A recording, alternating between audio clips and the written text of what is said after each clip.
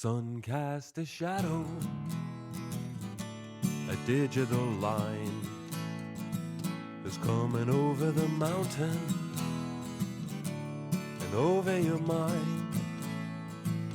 Double down your Bitcoin, hang on for the ride. We're moving into the future, one block at a time. We're moving into the future, one block at a time. Welcome to Once Upon a Coin, documenting the ongoing history of blockchain and cryptocurrency. As always, I am your storyteller, Jason Cassidy. Today's story is all about hoops, digital hoops to be exact. This is a story of how a blockchain company figured out how to bring the world of sports and collectibles into NFTs in a very big way. This is the story of NBA Top Shot.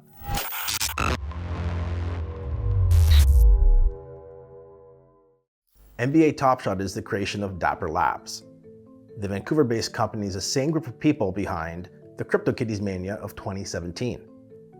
Crypto Kitties was such a hit on Ethereum at the time that these furry little NFTs basically clogged up the entire blockchain, causing gas fees and transaction processing times to soar to eye-watering levels. The experience was enough to convince Dapper to take matters into their own hands. They wanted a blockchain that could scale economically at the base layer to support millions of users. The decision that they made was to leave Ethereum and build their very own blockchain called Flow. Of course, leaving a top blockchain to build your own is a very bold move, a move that comes with as much risk as it does reward. Suffice to say, Dapper now had something to prove in the eyes of many who watched them leave the active Ethereum ecosystem to go and build something brand new that had to be built from scratch. So, quick recap here. Dapper was doing what most thought at the time to be the unthinkable. They were going from being a company built on and thus supporting Ethereum, the established number 2 blockchain in the world behind only Bitcoin, to leaving and actually competing directly against Ethereum by creating their own blockchain called Flow. They're a proof-of-stake based blockchain that's meant for large-scale app development. It seemed like a really big ask. However, as fate would have it, Dapper actually managed to pull it off. To solve the scaling dilemma they faced on Ethereum, Flow was built with a multi-role architecture design, whereas Ethereum uses sharding. Flow was launched officially in 2020, and its native currency is also called, you guessed it, Flow. So Flow, for the first time, lets the nodes essentially specialize according to their individual capacities and their individual ability to process transactions. So you have certain nodes in the network that are very powerful, and they function as execution nodes. They do most of the heavy lifting. Whereas you have other nodes that are less powerful, but more numerous. And these nodes do the verification. They participate in consensus. They actually help keep the network secure and decentralized, but they don't do the heavy lifting, but they double check the work of the network blockchains, the computers that do.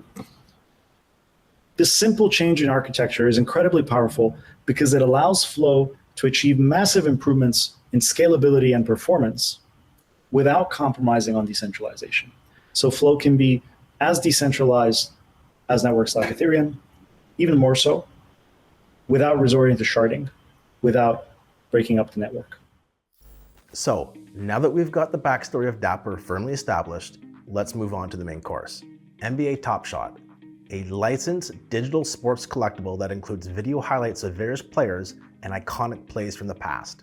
These are NFTs, also known as non-fungible tokens, and they serve as the virtual complement to physical sports cards. Minted on the Flow blockchain, each NFT in Top Shot is referred to as a moment, and it comes along with its own unique serial number, market history of the moment, along with details around the player or play that the moment is commemorating.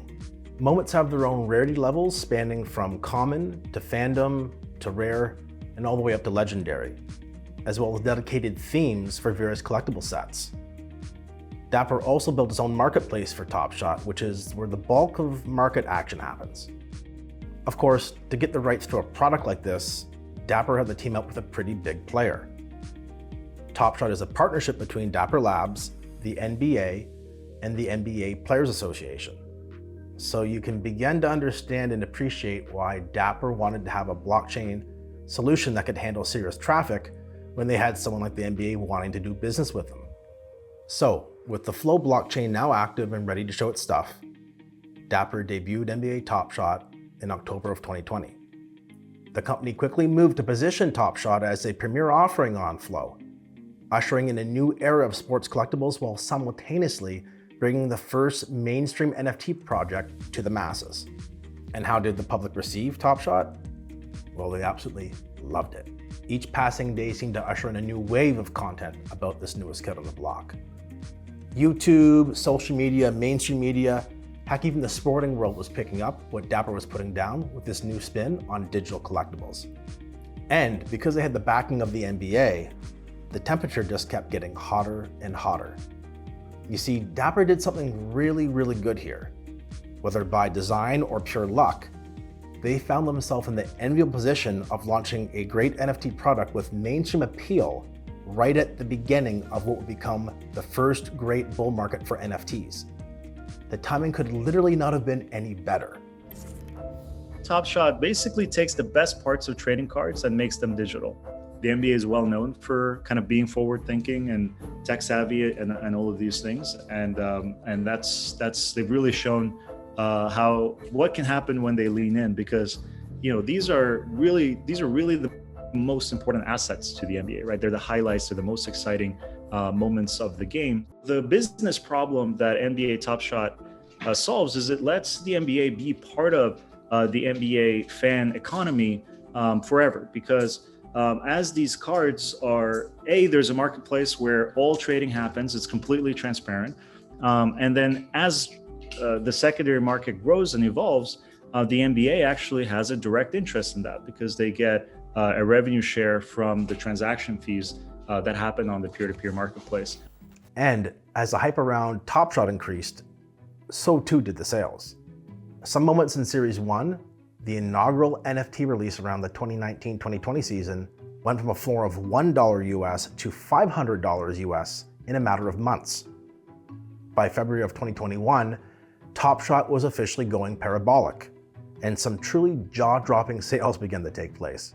This is the moment in like 1995, when the internet sort of blew up, or in 2007, 2008, when mobile blew up. This is what it's feeling like. And really the gateway drug has been the NFTs. One of the best examples is NBA Top Shot. And listen, this is the reason why I put my Luka Doncic three-pointer in Game 6 of the Clippers series up for $250,000 US. And I love the NFT market, because what they have really done is they are building scarcity with these digital cards. My first impression was it just seemed different. Comparing that with my traditional cardboard collection, it seemed like there was something special about this. I was kind of all in and decided to accumulate more. It began to actually pick up some more media exposure, not just on Twitter, but like TV and such. And then that's where it basically became like this phenomenon, which we know now. Nobody anticipated this viral moment happening. And so it took them a few months to basically meet the demand. Top Shot fever had officially hit. Megastars in the NBA like Kevin Durant and Dwayne Wade were working with Top Shot to release theme moments. Players were joining the platform just to collect moments of themselves. Pack drops kept selling out, and Dapper even found themselves in the mainstream lexicon when they were name dropped in a commercial. And for a while, things were good in the kingdom of Top Shot. However, by the end of Series 2, built around the 2020-2021 season, an aura of doubt and concern had begun to form around the thriving Top Shot community. Dapper, based upon their success in Series 1 with Top Shot, had decided to mint considerably more moments per player and per play in Series 2, likely assuming continued growth of their user base. Dapper decided to increase the supply of Series 2 by about a factor of 10 for many common base set moments. A Series 1 moment that was minted to 4,000 copies was seeing between 35,000 and 40,000 copies for its Series 2 counterpart. By the time Series 3 came out, the whispers of oversupply problems slowly turned into open discussion. Dapper once again increased the supply, with many base set moments in Series 2 going from 35,000 to 40,000 copies per moment, to 60,000 copies per moment in Series 3. More sets were being released as well, oftentimes with the same group of players. Complaints of oversaturation of moments and the number of moments per player were becoming a consistent theme. Daily active users on the platform began to drop off, while onboarding new users to the platform began to slow down as well. Marketplace action also began to trend down around this time, which turned sentiment on the platform sour. The price of moments kept falling, and with them, so too did the value of users' collections. Maybe these sports collectible NFTs really were just a bunch of worthless video clips that one could get off YouTube. Botched pack drops, poor communication, and an inability to find a strong product market fit all added to the growing discourse. In Series 2, it was very much ramped up. At that time, they were minting to demand. That's how much demand was, because that's how many users there were. It attracted, I would say, the wrong type of users who had no interest in being there other than to extract money from others who were trying to enjoy the fan experience. So Series 2, we reached as high as 40K. And in Series 3, they decided that minting 60K moments was necessary. The user base was continuously shrinking. So 60K moments was just, it felt like you were just swimming in a sea of moments. 60,000 moments works when you're a kid and the kid gets the cardboard card and then throws it in a shoebox and gets destroyed at some point, or their parents, clean out their room 20 years later and throw them out. But these moments were always going to be in perfect mint condition, living on a blockchain, living in someone's wallet somewhere. So 60,000 just seemed like an absurd number. While this change of fortune was playing out for Top Shot, the NFT and fungible crypto space was also going through its own market transformation. The multi-year bull market was slowly but surely ceding control to a pending bear market, and by early 2022, many people in the space were realizing the top of the market had likely already been set. It wasn't all bad news for Top Shot, however. Their meteoric rise to the top of the NFT mountain had made them a lot of money, and I mean a lot of money. In May of 2022, Top Shot hit the historic $1 billion in sales milestone. That's a lot of NFTs. This is around the time that Dapper finally addresses the question of what type of platform NBA Top Shot really wants to be. Were they going to go down the path of collectors buying what they love? Or were they going to lean into gamifying moments and adding a fantasy sports level of intrigue and utility into the platform? Top Shot used Series 3 and 4 to experiment with new types of functionality and features, often soliciting feedback from the community directly. Leaderboards, flash challenges, and contests that allowed collectors to win packs, moments, and good old Dapper credit became a staple as the platform focused on daily engagement with its user base.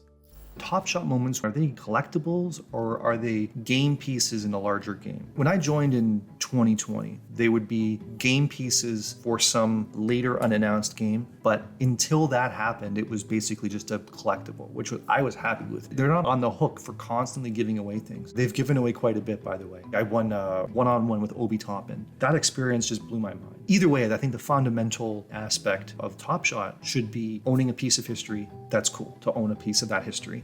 This is also around the time that Top Shot really begins to lean into the fandom aspect of the platform.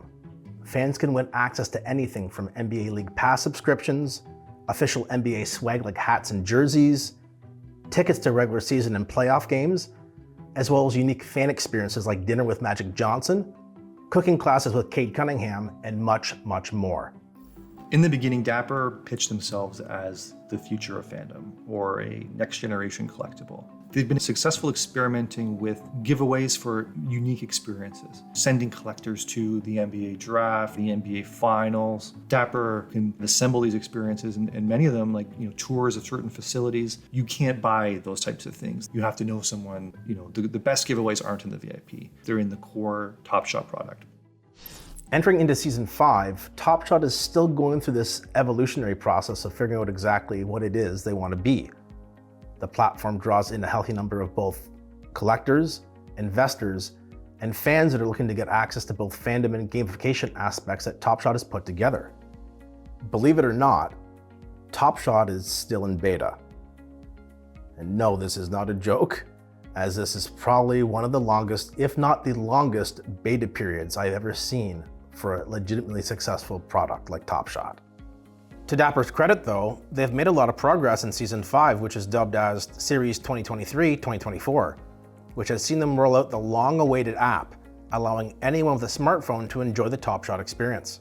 Dapper has also introduced the pack marketplace where users can buy and sell packs just like they can buy and sell moments. In addition, Top Shot has rolled out Fast Break, which is their version of daily fantasy sports.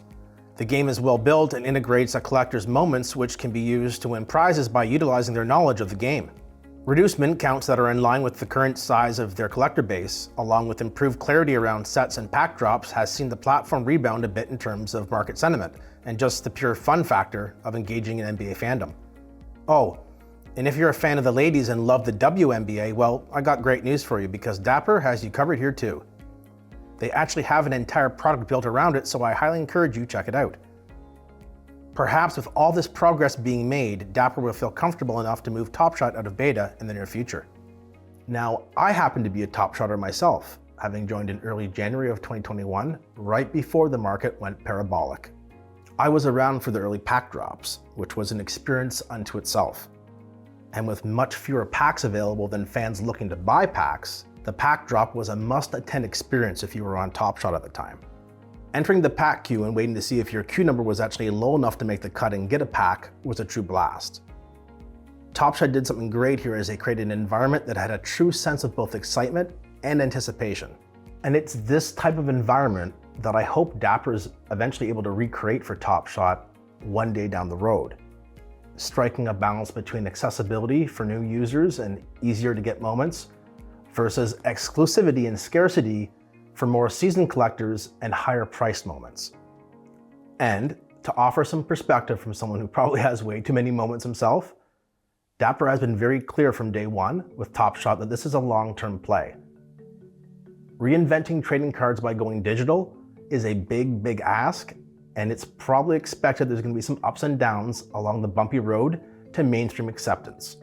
So, while 40k mint counts in Series 2 and 60k mint counts in Series 3 were far more than the user base could absorb at the time of release, in the future, if Dapper is able to bring on millions of new collectors to their platform like they plan on doing, those mint counts won't seem all that big anymore. Perspectives often change with the times. So if you're bullish on Top Shot, this is the mindset you're employing as they work towards mainstream adoption. And having the NBA alongside them for the journey means that Top Shot is likely going to be capturing digital, iconic moments in NBA history for a very long time to come. Well, I hope you enjoyed today's stroll down memory lane. Until next time, have fun, enjoy life, my friends, and I'll be back soon with another incredible story to tell you.